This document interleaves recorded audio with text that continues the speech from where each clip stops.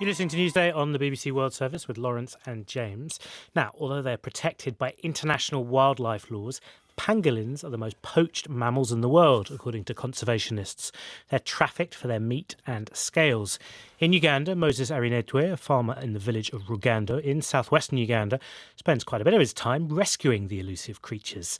He's been speaking to Newsday's Christophe. The pangolins, some people, when they look at them, they think maybe they are snakes or maybe they are big rats, but they are animals that have scales all over their body. And they have the tongue, a long tongue that helps them in feeding, and they feed on ants and termites. And usually they move at night because they most of the time feed at night. Sometimes even during the day, you can happen to see them.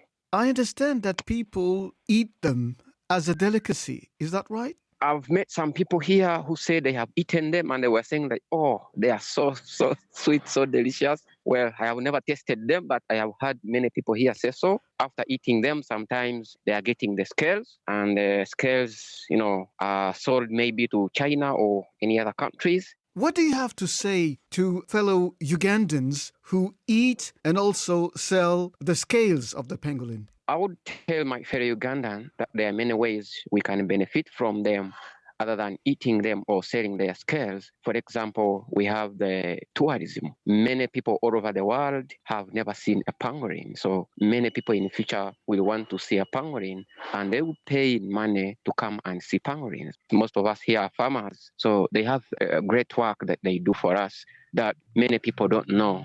They are ant-eaters and insects and termites. They help us when they eat them and defecate somewhere that remains there, and that's manure. And also they help in controlling the ants, other insects and termites like that. I understand that you've been saving pangolins. How many have you saved so far?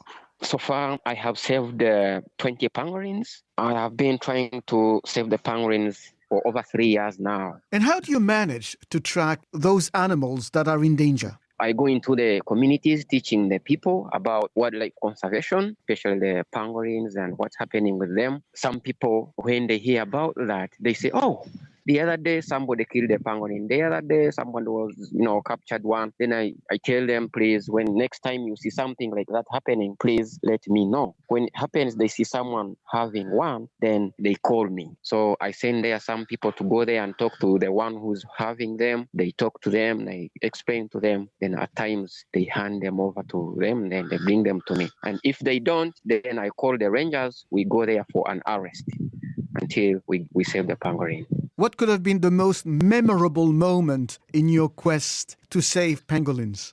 It was actually last week when I saved the pangolin with a small baby. I got a call from one of my informants on the Uganda-Congo border that someone was trying to sell the pangolin with a baby. I had to rush there and talk to the people who were holding it. I explained to them everything and told them, please, these animals need to live. And they were like, oh, no, we want to sell them. I said, no. I explained and explained until they came to understand. Then they gave the pangolins to me until I called the rangers to come and pick them for release. I had never seen a pangolin with a baby, and I was very, very happy when I saved the two of them. No, he might not have won the war yet, but he's certainly winning some of the battles, isn't he? That's Moses Arineitwe, farmer in the village of Rugando in southwestern Uganda.